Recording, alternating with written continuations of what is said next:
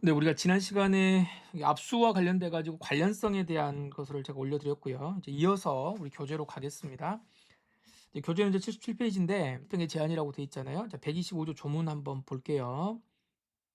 일출 전 일몰 후 이제 이 개념이 뭐냐면은 요게 이제 소위 야간이죠. 야간이라고 하는 게 뭐냐? 어두워지면 야간이냐? 그게 아니고 해 뜨기 전, 그다음 해 지면 이때에는 이제 해가 없으면 이제 야간이라 뜻입니다. 야간에는 압수수색 영장에 야간 집행을 할 수 있다는 기재가 없으면, 그러니까 밤에는 들어가지 말라는 것이고 밤에 들어갈 수도 있다라고 하는 것이 영장에 적어져 있어야 한다는 거예요. 그렇게 되어져 있어야 되는 거고, 이게 없으면 그 영장을 집행하기 위해서 남의 집에 들어가지 말아라, 이런 뜻입니다. 그래서 밤에는 이제 발 뻗고 자라, 지금 그 말인 거죠. 그렇지만 이것도 예외가 있어요. 다음 장소에서 압수수색을 집행하면은 전조의 제한을 받지 아니한다. 그럼 전조의 제한이라고 하는 거는 영장에 이제 기재가 되어야 된다고 그러는데, 우리가 뭐 판사님이 영장을 발부하면서 야, 밤에는 절대 들어가지 마라 이렇게 안 하겠죠.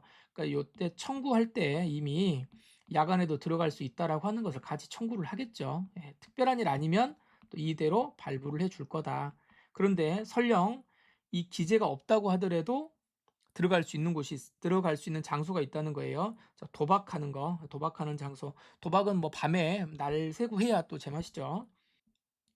자, 그리고 2호는 자, 여관 같은데, 음식점 이런 데는 공중이 출입할 수 있는 장소 이렇게 돼 있네요. 단 공개한 시간 내에 하는데 그냥 문 닫았는데 거길 들어가면 안 되는 거고, 심야에도 뭐 이렇게 영업하고 하는 데는 그냥 들어갈 수 있다, 이런 뜻입니다.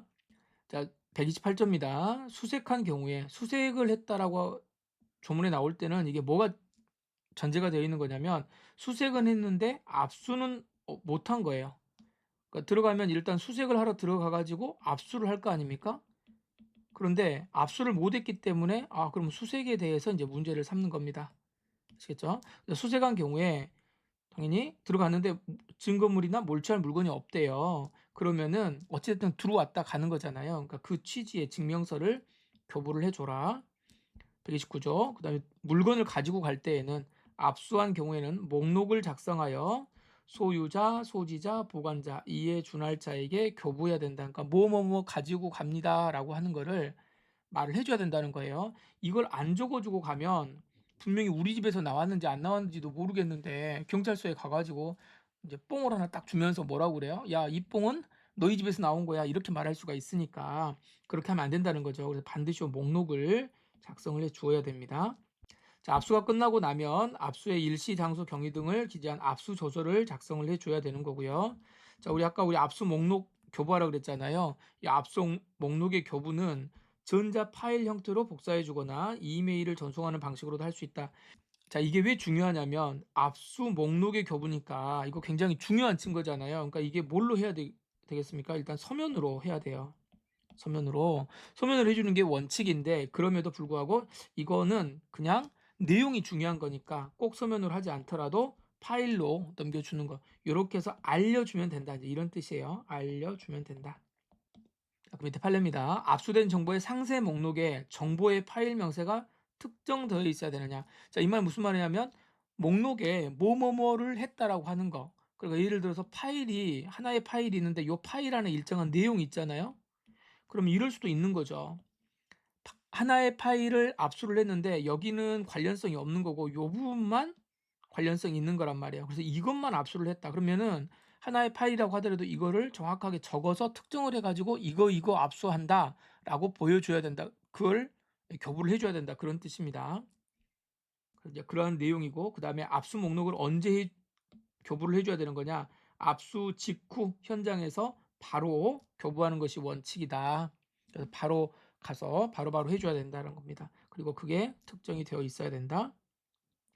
두 번째 판례, 압수영장에 사본을 팩스로 송신을 했다. 압수영장은 원래 뭘로 보여줘야 되는 거죠? 영장을 보여줄 때에는 당연히 원본을 보여줘야죠. 자, 그런데 보세요. 수사기관이 네이버에 압수수색 영장을 집행해서 피고인이 누구에게 발송한 이메일을 압수한 후에 이를 증거로 제출을 했는데, 수사기관은 이 압수수색 영장이요, 압수수색 영장을 보여줘야 될 거 아닙니까? 그런데 이 압수수색 영장을 팩스로 영장 사본을 넘겨준 거는 이게 영장 있습니다라고 영장 사본을 송실한 사실이 있지만 영장의 원본을 보여주지 않았답니다.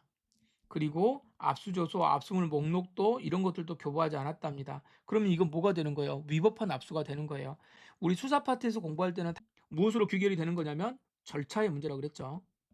이 절차가 뭐 해버리면, 위법해버리면 아무리 그 압수물이 이 범죄와 직접적인 관련성이 있다고 하더라도 이 절차가 위법해버리면 다 뭐가 되는 거다? 미수중이 돼버리는 거다. 그래서 증거 능력이 없다라고 말씀을 드렸죠. 그래서 결론은 다 어떻게 되는 게 있습니까? 위법 소집 증거이기 때문에 유죄의 증거로 삼을 수가 없다. 물론 이제 이런 경우에도 좀 빠져나갈 수가 있기 때문에 우리 판례는 항상 이런 표현들을 쓰죠. 원칙적으로. 나중에 이제 뭔가 그럼에도 불구하고 빠져나가려면은 또 이제 어떤 그 구멍을 하나 만들어 놔야 되니까 그런 식으로. 결론은 뭐 근데 원칙은 이겁니다. 위법 수집 증거이기 때문에 유죄의 증거로 삼을 수가 없다. 밑에 판례도 한번 보시죠. 압수 조서를 작성하지 않았습니다. 압수 목록을 교부하지 않았습니다. 그런데 조사 보고서를 작성을 했대요.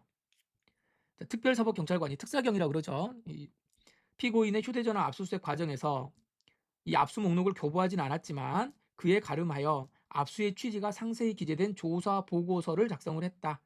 그러니까 뭐 사실 뭐 비슷한 거 아니냐 그 말이죠. 그렇게 했다라고 한다면 괜찮다. 적법 절차의 실질적 내용을 침해했다고 보기 어렵다. 그래서 꼭 형식적인 의미의 조서, 압수조서라고 하는 그 이름의 서류를 작성해야 될 필요까지는 없다. 이런 의미가 되겠습니다. 압수조서라고 하는 형식적인 의미, 이건 아니다. 그걸 말하는 건 아니다. 그 다음에 내부 보고 규정을 어겼어요. 압수를 하고 난 다음에 내부 보고 규정을 어겼다라고 한다면 보고를 하지 않은 채 다른 구역에서 수사를 했다. 원래 특별사법경찰관리 이런 사람들은 관할구역 밖에서 이제 수사를 하려면은 보고를 해야 되거든요. 근데 보고를 안 했는데 보고를 안 했다고 하더라도 그것 자체가 아주 위수중에 연결되는 그러한 것은 아니다라고 본 사례입니다. 자, 그리고 3번 판례를 보시면은요. 여기에서 피고인의 휴대전화 압수 과정에서 특별사법경찰관은 수하인 짐 내린 사람이죠. 피고인으로부터, 이 사람 이제 피고인인데 피고인으로부터 임의 제출을 받으려고 했는데 이 사람이 안 주는 거예요. 자신은 메모리 카드와 아무 관련이 없다. 그러니까 웬만하면 나한테 줬으면 좋겠는데 안 주네. 그러면서 하니까 영장을 발부받아서요. 그 메모리 카드가 그때 누구한테 가지고 있었냐면 자, 세관 유치창고 담당자가 그, 그 메모리 카드를 가지고 있었다는 거죠. 그래서 그 사람을 피압수자로 해서 압수 집행을 했답니다. 그럼 결국 이거는 자, 여기 요 피고인은 자기하고는 아무 관련이 없다라고 그랬고 그 다음에 피압수자는 누구예요? 이 담당자예요. 담당자. 그리고 난 다음에 어떻게 했다? 요 담당자한테 영장을 제시를 했고 그 다음에 압수조서를 작성을 해서 교부를 했단 말이죠. 그렇다고 한다면 다 이렇게 했다라고 한다면 메모리 카드 집행 과정에서 절차 참여를 보장받아야 할 사람의 누가 여기 요 피고인이요. 굳이 요 사람은 아니라는 거죠. 이 피압수자 요 사람 이 사람이 오면 되는 거죠. 그러니까 피고인이 굳이 여기에 참여할 필요가 없다. 단정할 수 없고 그리고 피고인에 대해서 절차 참여를 보장한 취지가 실적으로 침해했다고 보기가 어렵다. 그러니까 여기 이 사건에서는 뭐냐면은 피고인이 자기가 이 메모리 카드에 카드를 이제 포렌식 할 거 아닙니까? 근데 포렌식 할 때 자기가 참여를 못했다라고 주장을 하니까 이 사람 뭐래요? 자기가 처음부터 나하고는 아무런 관련이 없다라고 말을 했고 그 다음에 특사경은 어떻게 했다는 겁니까? 원래 그 피압수자를 참여시켜서 다 했단 말이에요. 그러니까 절차 위반이 없다라고 하는 그런 뜻입니다. 전자정보의 압수수색. 뭐 전자정보에 대해서 조금 챕터를 나눠가지고 한 번 더 우리가 보도록 하겠습니다. 일단 전자정보는 압수수색을 할 때 어떻게 해야 된다? 원본을 압수를 해야 된다 그랬죠. 그런데 그 원본을 이제 복사해가지고 가져가야 되는데 그걸 못하면 어떻게 될 수 있다? 그거 통째로 들고 갈 수도 있다 그랬죠. 그래서 정보 저장 매체 자체를 압수할 수도 있다. 대신에 이제 어떻게 해야 된다는 거예요? 그 취지가 가지고 갈 수도 있다. 컴퓨터 그 본체를 다 들고 갈 수도 있다라고 하는 점이 압수수색 영장에 기재가 되어 있어야만 된다 이 뜻입니다. 여러분들은 나중에 이제 뭐 경찰이나 검사 돼가지고 영장 청구 신청 이런 거 할 때 당연히 이거 복사하는데 시간이 오래 걸리고 하면 이거 통째로 들고 갈 수 있다라고 하는 것을 같이 적어가지고 청구를 하겠죠. 수사 준칙의 규정인데요. 이 수사 준칙이라고 하는 거는 이제 대통령령을 말하는 겁니다. 그래서 이 부분은 한번 여러분들 읽어보시면 형사소송법의 내용들을 그대로 거의 동일하게 반복하고 있습니다. 당연한 이야기들이에요. 예를 들어서 41조 보시면 범죄 사실하고 관련된 이 전자정보의 범위를 정해서 출력해야 된다. 그렇죠. 무조건 하면 안 되는 거고 어느 부분만 가지고 올 거다라고 하는 부분을 꼭 한정을 해줘야 된다라고 하는 거고요. 만약에 그것을 못하는 경우에는 어떻게 한다? 예, 소재지 외의 장소로 반출할 수 있다. 그럼 사실 뭐 소재지 외의 장소는 대체로 어디겠습니까? 예, 경찰서죠. 경찰서로 가지고 온다. 뭐 이런 이야기고. 그럼 당연히 전자정보 목록 같은 것도 교부를 해줘야 되는 거고요. 자, 이거 보세요. 압수를 한다고 했는데 보니까 엉뚱하게 들어와 버렸어요. 파일로 들어오는 거니까 꼭 그걸 압수하려고 해서 한 건 아닌데 어쩌다 보니까 여기 내가 가지고 오는 복제본에 들어와 버렸다. 그럴 때는 어떻게 해야 되냐면 묻지도 따지지도 말고 자, 지체 없이 삭제 또는 폐기하거나 반환을 해야 됩니다. 가지고 있으면 절대 안 돼요. 그래서 삭제, 폐기, 반환 이렇게 해야 된다. 그리고 돌려줄 때 또 이런 것들도 다 하라는 거죠. 세부적인 규정입니다. 폐기, 반환 확인서를 작성해서 교부자 등에 해줘야 된다. 이런 이야기고. 네. 나머지들은 뭐 특별히 자, 사항 보세요. 검사 이제 수사기관은 압수수색 또는 검증의 전 과정에 걸쳐서 모든 과정에 있어서예요. 전 과정에 있어서 피압수자 등 아까 우리 피압수자 봤죠? 뺏기는 사람 또 변호인의 참여권을 보장해야 되며 여기 보시면은 여기 요거 이나 이렇게 돼 있기 때문에 이게 선택인 것처럼 보이지만 우리 판례는 뭐 뒤에서 나오겠습니다만 변호인의 참여권도 고유권입니다. 그래서 변호인한테도 통지를 해가지고 참여하시겠습니까라고 물어보고 만약에 안 한다 그러면은 그냥 뭐 해도 되지만 참여한다라고 말했는데 변호인 오는 데까지 기다리지 않고 그냥 마구잡이로 해버렸다. 이거 증거 능력 없습니다. 이거 고유권으로 봅니다. 예, 그렇게 하고 이제 그렇게 하는 과정에서 뭔가 이제 뭐 이런저런 이야기가 있으면 조서에 적어야 된다. 이런 것들 당연한 이야기들이죠. 그리고 이제 다시 한번 기재가 되어 있어야 된다라고 하는 부분들이 나오고요. 이 부분 보겠습니다. 전자정보에 대해서도 당연히 뭐가 있어야 돼요? 관련성 요건이 그대로 적용된다. 우리 지금 106조에서도 봤고 217조에서도 봤죠? 관련성. 관련 없는 거는 절대로 가지고 오면 안 된다. 근데 사실 이 전자정보가 실무에서는 좀 머리 아파요. 왜냐하면 이게 뭐 눈에 보이지 않잖아요. 파일 이름으로만 되기 때문에 일단 가져갔다가 보고 이거 아닌 것 같은데 그러면 이제 빨리 폐기해야 된다는 그런 겁니다. 그래서 그다음 밑에 이제 판례 하나 보겠습니다. 현장에서 1회 집행으로 압수가 종료되는 유체물과 달리 전자정보의 경우에는 압수를 했다가요. 다시 이걸 뭐 해야 돼요? 다시 이제 뭐 출력을 해야 될 거 아니에요? 그래서 전자정보를 탐색해가지고 출력을 해야 됩니다. 파일을 복사하거나 이렇게 해야 되는 건데 이 모든 과정이 압수수색의 집행 과정이다. 그러니까 이게 무슨 말이냐면 압수를 해가지고 우리가 뽕은 가지고 오면 뽕 이거 압수합니다. 그러고 가지고 나오면 그걸로 압수가 끝이에요. 그렇죠? 그런데 전자정보는 가지고 나옵니다. 가지고 나왔다가 다시 뭐를 해야 돼요? 이게 이 파일이 진짜 맞는지 어쩐지 그 내용을 탐색을 해야 되잖아요. 그래서 이 탐색이 끝나는 시점까지가 압수예요. 압수가 계속 지속되고 있는 겁니다. 그러니까 당연히 압수 과정에서도 참여권이 인정이 돼야 되지만 요 탐색하는 과정 있죠. 요때에도 참여권이 인정이 되어야 된다는 것이고 만약에 이게 참여권을 여기에서 못하게 하면은 전체적으로 다 해서 뭐가 돼버린다? 위수준이 돼버린다. 이런 뜻이에요. 전자정보는 잠깐 수정할 수도 있죠. 예, 뭐 뽕은 그 상태를 눈에 보이는 거니까 못 바꾸지만 전자정보는 살짝 이렇게 뭐 조작할 수 있지 않습니까? 파일 같은 것도 그렇게 되기 때문에 이런 거 할 때에는 그런 증거가 전자증거가 들어올 때는 원본하고 동일하다고 하는 것이 정확하게 입증되지 않으면 그것도 증거로 쓸 수가 없습니다. 그래서 이제 그런 내용이에요. 이 증거 능력이 인정되기 위해서 사본 그 전자증거를 말하는 겁니다. 그렇게 되려면 원본과의 동일성이 충족이 되어야 된다.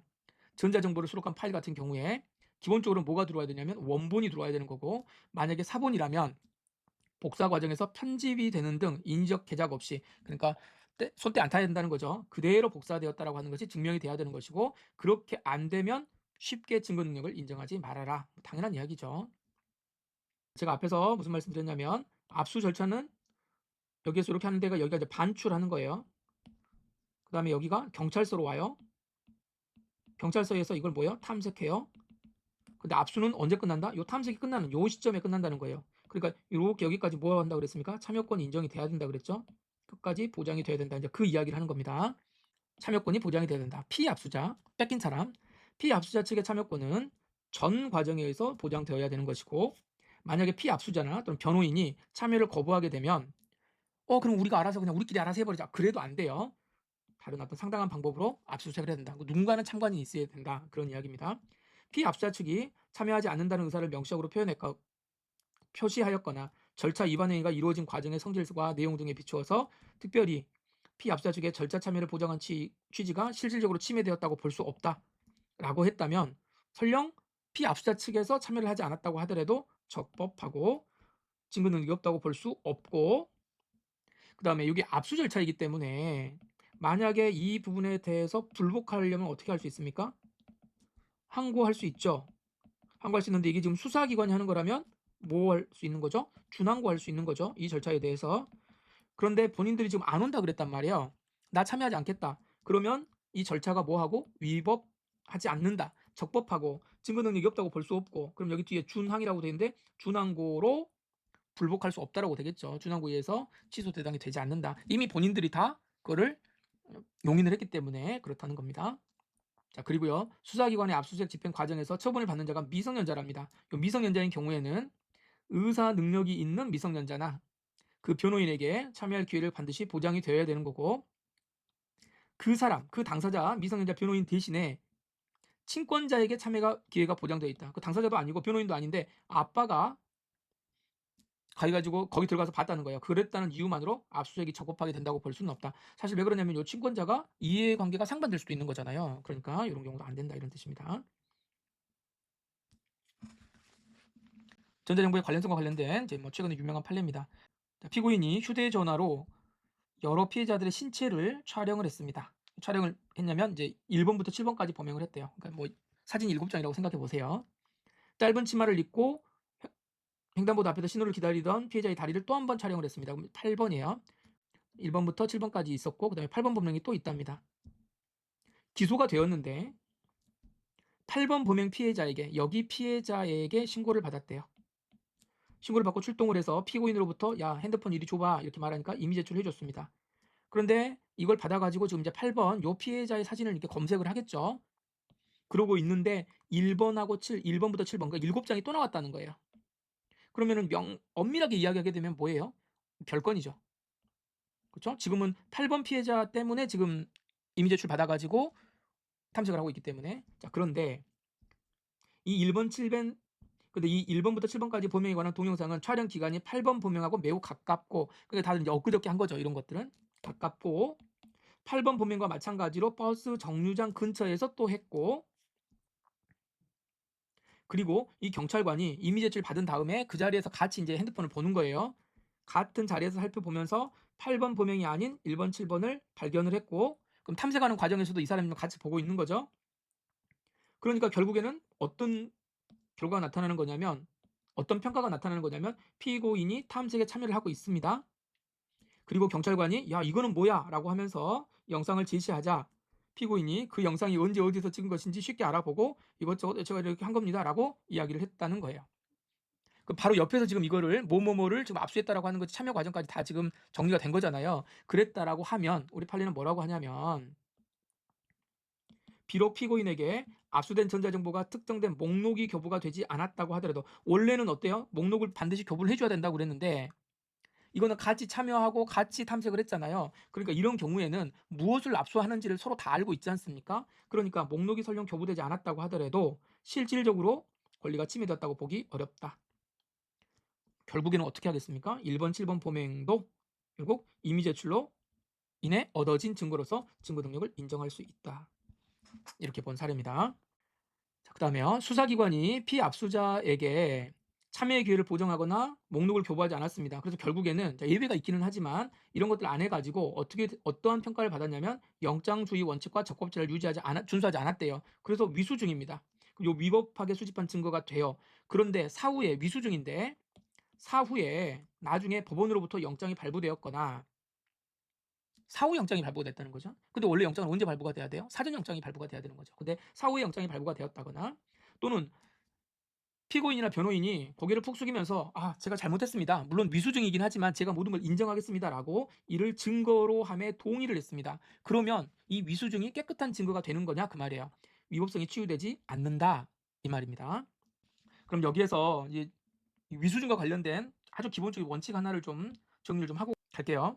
여러분, 증거 능력이 없다는 걸 이야기하죠. 증거 능력이 없습니다. 그럼 증거 능력이 없다는 것은 두 가지예요. 우리 형사소송법에서는 위수증이 있고 그 다음에 전문 증거입니다. 전문 증거는 그런데 증거 능력이 없기는 하지만 311조부터서 316조까지의 이 요건을 뭐하면 충족하면 증거 능력이 있어요. 없다가 다시 생깁니다. 그런데 위수증은요, 원칙적으로 한번 쓰레기는, 이렇게 표현하세요. 여기 쓰레기라고 생각하세요. 한번 쓰레기는 계속 쓰레기예요. 다시 소급해 가지고 깨끗하게 될 수가 없어요. 그중에 가장 대표적인 케이스가 뭐냐면 여기가 동의입니다. 피고인 쪽에서 동의를 한다고 하더라도 다시 회복되지 않는다. 영원한 쓰레기다. 요 과정에서 맞는 키라고 생각하는 법원의 영장이 사후에 발부가 되었다고 하더라도 이것도 안 돼요. 이것도 안 된다. 이 뜻입니다. 그래서 요 위수증은 한 번 쓰레기는 계속 쓰레기로 갑니다. 자, 이 논리를 정확하게 한번 기억해 두시고 다시 돌아오셔서 요 판례를 정리를 하시기 바랍니다. 그 다음에 이제 관련성이 없는 전자정보를 발견하면 어떻게 할 거냐. 우연히 발견을 했다. 파일을 가지고 왔는데 파일을 검색하다 보니까 이게 다른 사건이 들어왔단 말이야. 별도의 범죄 혐의와 관련된 전자정보를 우연히 발견한 경우라면 빨리 버리든지 아니면 모든 걸 다 스탑해야 돼요. 스탑하고 법원으로부터 별도의 영장을 발부받은 다음에 그리고 나서 또 이런저런 절차를 다 거쳐야죠. 참여도 해야 되고 다 이런 것들이 있겠죠. 그렇게 해서 할 수 있다. 이런 뜻입니다. 자, 설령 그 전자정보가 이미 제출된 거예요. 이거 다 보세요라고 준 거란 말입니다. 설령 이미 제출된 것이라고 하더라도 어떻게 해야 되는 거냐. 그 범위를 넘어서는 전자정보를 수색을 하게 되면 위수중에 해당하는 거고 이거 계속 반복됩니다. 사후에 법원으로부터 영장이 발부되었거나 피고인이나 변호인이 이를 증거로 하며 동의했다고 하더라도 위법성이 치유되는 것도 아니다. 치유되지 않으니까 계속 뭐다? 계속 쓰레기다. 이렇게 보는 거예요. 자, 압수조서 작성해야 된다고 말씀드렸고 자, 전자정보 이것도 교부를 해야 되는 거고요.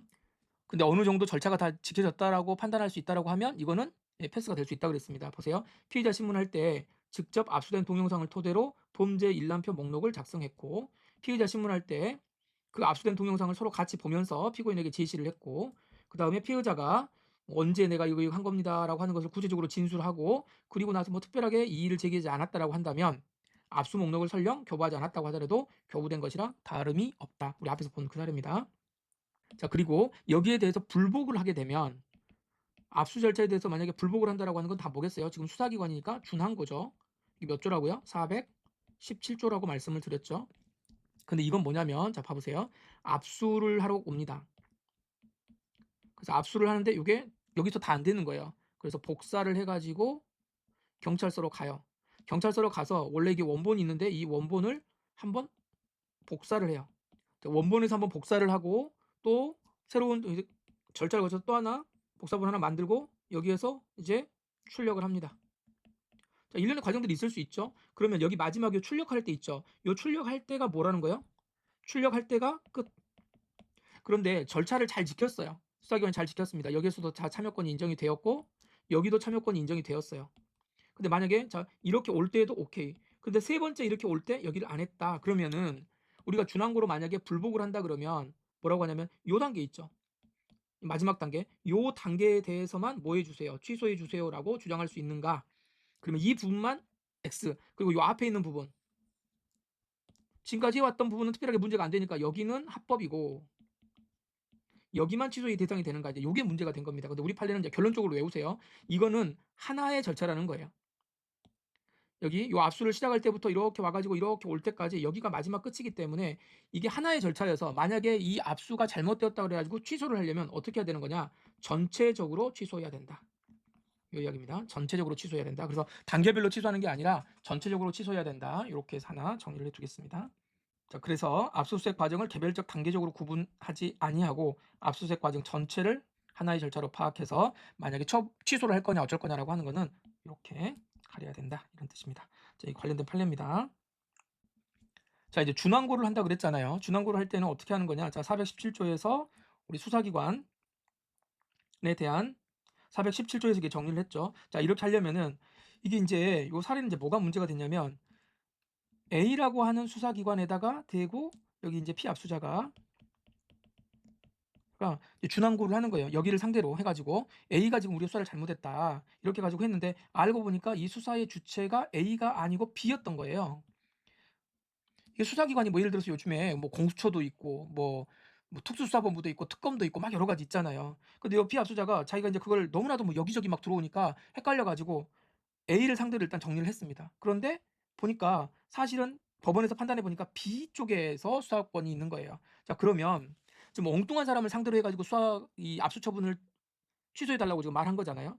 자, 이렇게 됐을 때에는 그냥 B를 해야 되는데 A를 했네? 그래가지고 그냥 곧바로 기각시키지 말고 피압수자 쪽에서도 수사기관이 도대체 어느 기관인지가 애매모호하다, 이러한 판단이 든다면 피압수자에게 다시 한번 물어보고, 야, 너 정말로 A한테 하는 거야? 원래 B인 것도 같은데 다시 한번 판단해봐, 이런 식으로 한번 물어보라는 거죠. 이렇게 물어보는 걸 우리가 뭐라고 그러냐면 성명권을 행사한다, 이렇게 표현합니다.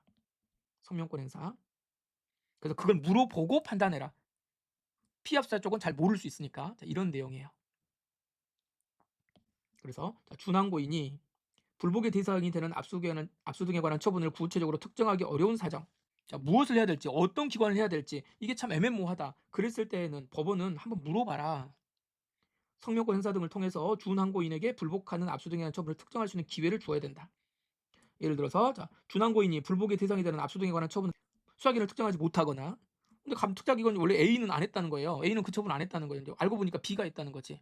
그러니까 법원에서는 A는 안 했는데, 이런 식으로 준항고인이 특정한 수사기관이 해당 처분을 한 사실이 없다, 그 이유만으로 기각시키지 말아라. 물어봐라. 일단 물어봐라. 이걸 뭐라고 한다? 석명권 행사라고 한다. 자, 그 다음에요. 제3자가 보관하는 전자정보에 대해서 압수수색 영장을 집행하는가. 수사 단계에서 압수수색의 통지를 받거나 참여할 권리가 인정되는 것은 피의자가 아니고 누구냐면 피처분자입니다. 그러니까 압수수색을 당한 사람이거든요. 그러면 제3자가 보관하는 전자정보장치를 압수하는 경우에 누가 그 절차에 참여해야 되는 거냐? 그 제3자입니다. 그러니까 소유자가 있어요. 소유자는 갑인데 이걸 보관하고 있는 사람이 누구냐면 을이에요. 그래서 이걸 갖다가 보관하는 사람이 을이니까, 을이 보관하고 있으니까 을한테 가가지고 이거를 뭐 하겠습니까? 압수를 하겠죠. 그럼 이걸 탐색하는 과정에서 참여를 해야 되는데, 참여를 누가 하느냐 그 말이에요. 참여는 소유자가 하느냐 보관자가 하느냐.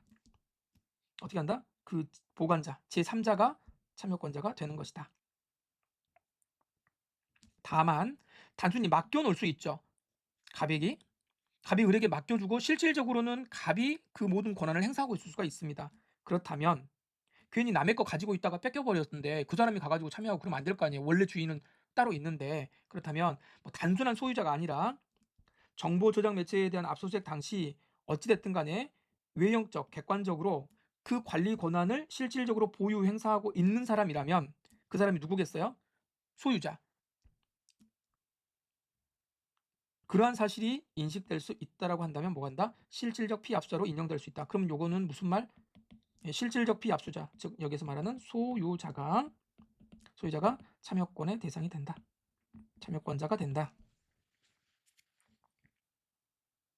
그래서 요 사건이 뭐냐면 이제 소위 말하는 그 조국 교수 그 부인 사건입니다. 정경심 교수 사건이에요. 그래서 자기의 컴퓨터인데 자기의 컴퓨터를 어떻게 누구한테 조교 사무실, 학과 사무실에다가 넘겼다는 거 아니에요? 본인이 있고 갑이 있고 그다음에 조교가 관리하고 있는 학과 사무실에다가 넣어놨는데 이걸 뺏겨버린 거죠. 그래서 요 조교는 참여를 안 했어요. 그럼 이제 이렇게 한 거야 그냥.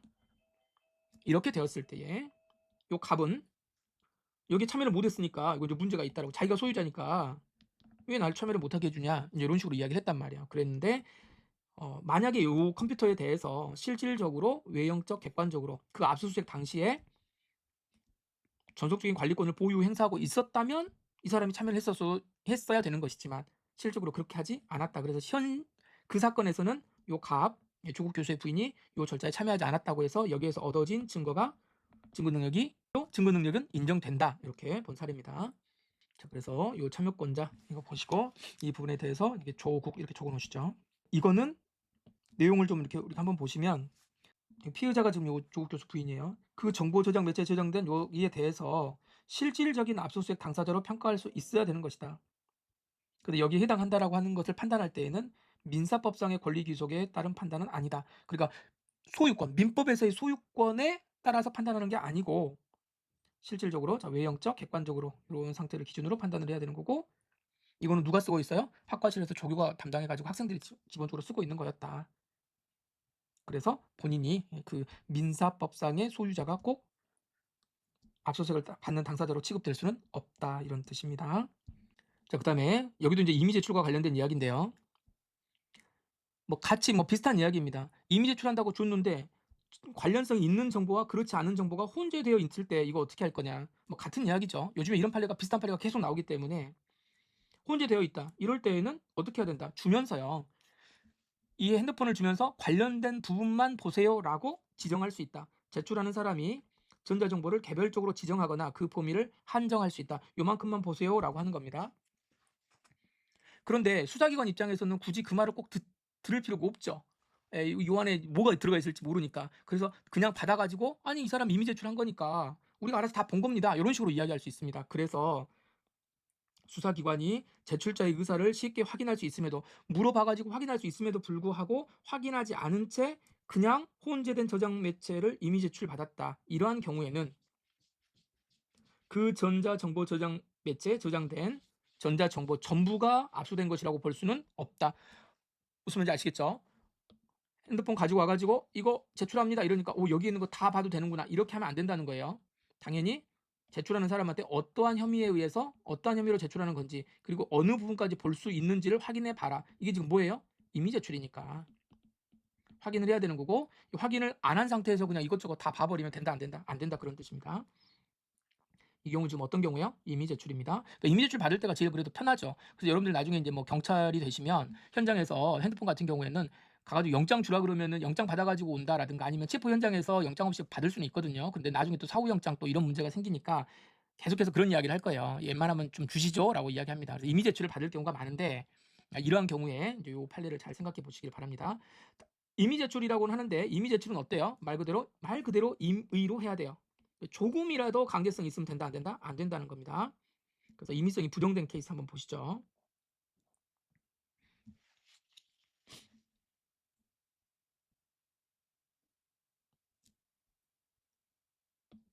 피고인은 현행범 체포 당시 휴대전화를 빼앗겼는데 굉장히 위축된 심리였다 그러죠. 그래서 이거 돌려주세요라고 이야기를 했다는 거예요. 달려들기도 했다.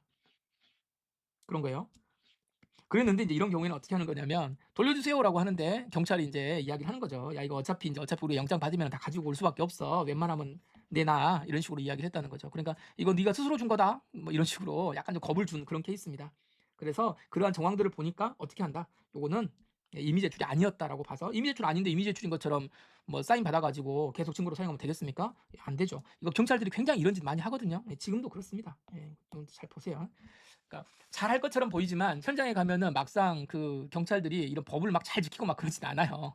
이 사람들도 수사를 하려고 하고 이 사람들도 수사관이니까 범인을 잡겠다라고는 일념이 강하기 때문에 조금만 오버해버리면 이제 미수중이 되는 경우들이 굉장히 많습니다.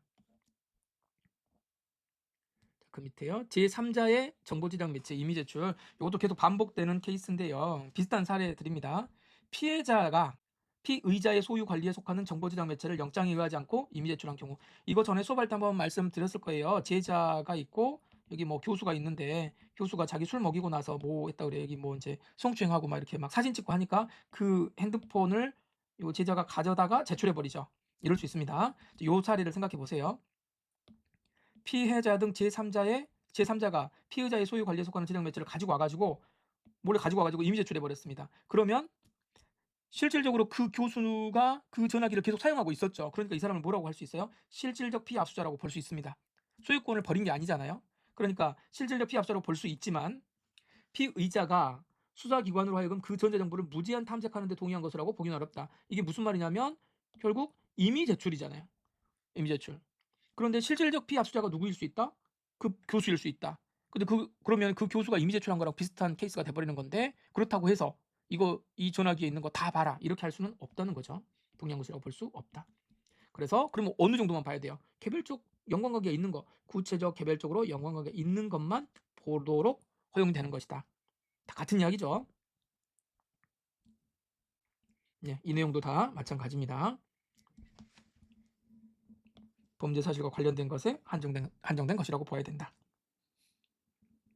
그리고 이제 이 뒤에는 이제 관련된 판례들이 최신 판례들이 제가 좀 몇 개 좀 넣어놨거든요. 이 부분은 수업 시간에 같이 오늘 지금 이 시간에 공부했던 내용들을 기초로 해가지고 이 뒷 부분은 수업 시간에 구체적으로 판례를 좀 우리가 살펴보도록 하겠습니다. 또 수업 들어오시기 전에 일반적인 이야기들이니까 한번 가볍게 시청하시고 오시면 좋겠습니다. 수고하셨습니다.